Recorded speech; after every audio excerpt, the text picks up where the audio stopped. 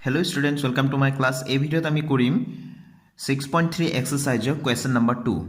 তো question number 2 টোত কি দিয়া আছে আমি চাওঁ। ইয়াত দিয়া আছে চিত্ৰ 6.35 ত অৰ্থাৎ এই চিত্ৰটোত ত্ৰিভুজ ODC আৰু ত্ৰিভুজ OBA সদৃশ বুলি কৈছে। এই চিনটো দেখিছা মাজত সদৃশ বুলি কৈছে। তো ODC কত আছে আমি চাই লওঁ। ODC এইটো ত্ৰিভুজ ওপৰৰ আৰু OBA অৰ্থাৎ OBA এই দুটা সদৃশ বুলি কোৱা হৈছে।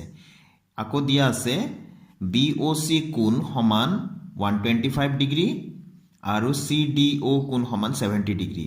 তো BOC মানে এয়া 125 ইয়াতে লিখি দিয়া আছে আৰু CDO এইটো কোণ এইটো 70 ডিগ্ৰী দিয়া আছে, নিশ্চয় দেখা পাই আছা। তো এতিয়া আমি উলিয়াব লাগে DOC কোণ, DCO কোণ আৰু OAB কোণ এই নিৰ্ণয় কৰিব লাগে। ইহঁতৰ মানকেইটা নিৰ্ণয় কৰিব লাগে, এটা দুটা তিনিটা। অতি সহজ। আমি প্ৰথমতে চিত্ৰটো আঁকি লওঁ আৰু কৰিবলৈ ট্ৰাই কৰোঁ। তো আমি চিত্ৰটো আঁকি ল'লোঁ আৰু কি কি দিয়া আছে ধুনীয়াকৈ লিখি ল'লোঁ। এইকেইটা উলিয়াব লাগে, যিকেইটা প্ৰশ্নবোধক চিন দিছোঁ DOC কোণ, DCO কোণ, OAB কোণ এইকেইটা উলিয়াব লাগে। ঠিক আছে। তো প্ৰথমতে আমি DOC কোণ উলিয়াওঁ এইটো। তো আমি চিত্ৰত চাওঁ DOC কোণটো ক'ত আছে। এইটো DOC এই কোণটো আমি উলিয়াব লাগে, নহয় জানো। এতিয়া ভালকৈ লক্ষ্য কৰাচোন, এইটো এডাল ৰেখাখণ্ড আৰু ইয়াৰ ওপৰত এযোৰ কোণ এইটো, হয়নে। তো এইটো ৰৈখিক জুৰীয়া কোণ হ'ব DOC কোণ আৰু BOC কোণ। ভালকৈ লক্ষ্য কৰা, DOC কোণ অৰ্থাৎ এই কোণটো আৰু BOC কোণ অৰ্থাৎ এই কোণটো, এই দুটা মিলিলে 180 ডিগ্ৰী হ'ব। এডাল ৰেখাৰ ওপৰত থকা এযোৰ কোণৰ সমষ্টি সদায় 180 ডিগ্ৰী হয়, সেইটোক কোৱা যায় ৰৈখিক জুৰীয়া কোণ। ঠিক আছে। তেন্তে আমি লিখিলোঁ যিহেতু DOC কোণ প্লাছ BOC কোণ ইকুৱেল 180 ডিগ্ৰী, কাষত লিখি দিম ৰৈখিক জুৰীয়া কোণ, সেইকাৰণে 180 ডিগ্ৰী। তো ইয়াতে এতিয়া DOC কোণ ইয়াৰ মানটো নাই, ইয়াৰ মান উলিয়াব লাগে, প্লাছ BOC কোণৰ মানটো দিয়া আছে এইটো 125 ডিগ্ৰী, আমি পাতি দিলোঁ ইয়াত 125 ইকুৱেল টু 180 ডিগ্ৰী। তো DOC কোণ ইয়াতো আৰু পাৰিবা এতিয়া তোমালোকে 180 ডিগ্ৰী 125টো সমান চিনৰ সিটো পাৰে লৈ যাম। তো প্লাছ আছে, এইটো কি হ'ব মাইনাছ 125 ডিগ্ৰীটো আমি দিবই লাগিব।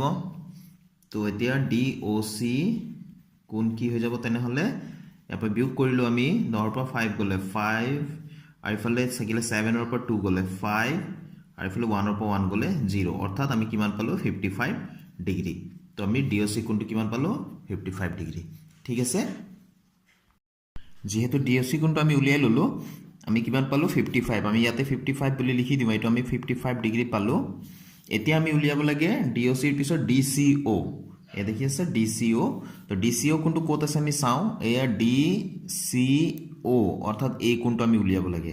এতিয়া এইটো চোৱাচোন, এই ত্ৰিভুজটো ODC এই ত্ৰিভুজৰ দুটা কোণ ইতিমধ্যে আমি পাই গৈছোঁ। 70 ডিগ্ৰী এটা দিয়াই আছিলে আৰু 55 আমি উলিয়াই ল'লোঁ, এইখিনিৰ পৰা এইখিনিলৈ এইটো 55 ডিগ্ৰী পালোঁ। এতিয়া তৃতীয় কোণটো লাগে। তৃতীয় কোণটোতো আমি সহজতে উলিয়াব পাৰোঁ কোণৰ সমষ্টি ধৰ্মমতে, নহয় জানো। এটা ত্ৰিভুজৰ তিনিটা কোণৰ সমষ্টি 180 ডিগ্ৰী হয়।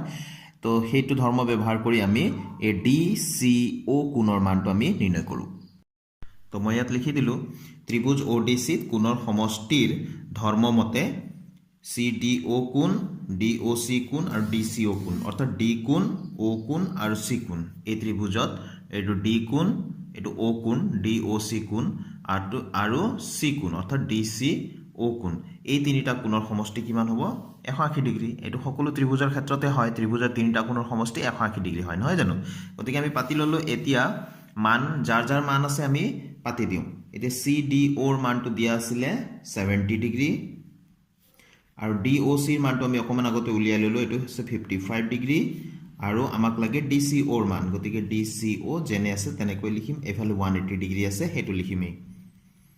তো এইটো যোগ কৰিলোঁ, আমি কিমান পালোঁ 5 7 12 125 ডিগ্ৰী আমি পালোঁ।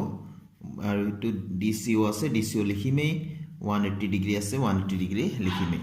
এতিয়া এইটো ছাইড চেঞ্জ কৰি সিফালে লৈ যাম, এই সমান চিনৰ সেইটো পাৰে লৈ যাম।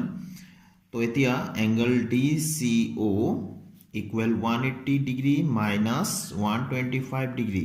125টো সমান চিনৰ সিটো পাৰে লৈ গ'লোঁ, যিহেতু ধনাত্মক আছিলে ঋণাত্মক হ'ল।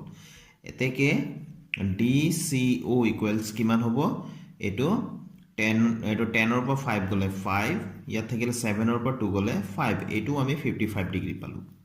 ঠিক আছে। তেনেহ'লে ইয়াতে মই লিখি দিম আকৌ 55 ডিগ্ৰী তো এইটো 55 ডিগ্ৰী পালোঁ এইটো 55 ডিগ্ৰী পালোঁ এতিয়া আমি তৃতীয়টো উলিয়াব লাগে এইটো কি আছে OAB কোণ OAB কোণ ক'ত আছে ইয়াতে OAB কোণ এই কোণটো আমি উলিয়াব লাগে ঠিক আছে এই কোণৰ মানটো উলিয়াব লাগে আমি কেনেকৈ উলিয়াম এই কোণৰ মানটো উলিয়াবলৈ হ'লে আমাক যিটো প্ৰথম শৰ্ত আমাক দিয়া আছিলে সেইটো আমি ব্যৱহাৰ কৰিম কি দিয়া আছিলে এয়া যে ত্ৰিভুজ ODC আৰু ত্ৰিভুজ OBA সদৃশ বুলি দিয়া আছে ODC এই ত্ৰিভুজটো আৰু OBA এই ত্ৰিভুজটো সদৃশ বুলি কৈছে ভালকৈ লক্ষ্য কৰা ODC বুলি কোৱা হৈছে এটো OBA বুলি কোৱা হৈছে অৰ্থাৎ D শীৰ্ষবিন্দুটোৰ অনুৰূপটো B ঠিক আছে আকৌ এটো C শীৰ্ষবিন্দুটোৰ অনুৰূপ শীৰ্ষবিন্দুটো হৈ গল A কেনেকৈ কোৱা হৈছে চোৱাচোন ODC ইয়াতে এয়া ODC আৰু ইফালে কোৱা হৈছে OBA তাৰ মানে এটো D টু B ৰ লগত C টু A ৰ হৈতে তো এতিয়া আমাক ইয়াত কৈছে যে OAB কোণ নিৰ্ণয় কৰিব লাগে OAB কোণ নিৰ্ণয় কৰিব লাগে গতিকে এটো C কোণটো A কোণৰ হৈতে অনুৰূপ কোণ হ'ব যেহেতু এটো এটা সদৃশ হয় অনুৰূপ কোণবোৰ সমান গতিকে C কোণৰ মান যিমান আছে A কোণৰ মানো সমান হ'ব অৰ্থাৎ ইয়াৰ আনসাৰটো কিমান হ'ব 55 এটো এতিয়া লিখিম আমি তো এয়া মই কথাখিনি লিখি দিলো যেহেতু ত্ৰিভুজ ODC সদৃশ ত্ৰিভুজ OBA অৰ্থাৎ এইটো এটা ত্ৰিভুজ সদৃশ বুলি কোৱা আছিল এটো দিয়া আছে তো এতেকে OAB কোণটো কি হ'ব DCO কোণৰ সমান হ'ব অকমান আগতে মই দেখালো কিয় সমান হ'ব সদৃশ ত্ৰিভুজৰ অনুৰূপ কোণ সদৃশ ত্ৰিভুজৰ অনুৰূপ কোণবোৰ সমান সেইকাৰণে এটো লিখি দিব লাগিব তো এতেকে OAB কোণৰ মান কিমান হ'ব DCO কোণৰ মানটো 55 ডিগ্ৰী পাইছিলো নহয় জানো তো এতিয়া এটো কি হ'ব এতেকে OAB কোণৰ মান কিমান হ'ব DC ৰ মান যিমান আছে সিমান এটো 55 ডিগ্ৰী আমি পাতি দিলো এটো আনসাৰটো ওলাই গল তো আমি তিনিটা কোণ উলিয়াই দিলো নিশ্চয় তোমালোকে বুজি পাইছা অতি সহজ আছিল হয়নে তো তেনেহলে আজিৰ ভিডিওটো মই ইয়াতে সামৰো ষ্টুডেন্টস নেক্সট ভিডিওত আকৌ লগ পাম নতুন কোৱেষ্টনৰ সলিউশনৰ সৈতে thank you students keep watching my channel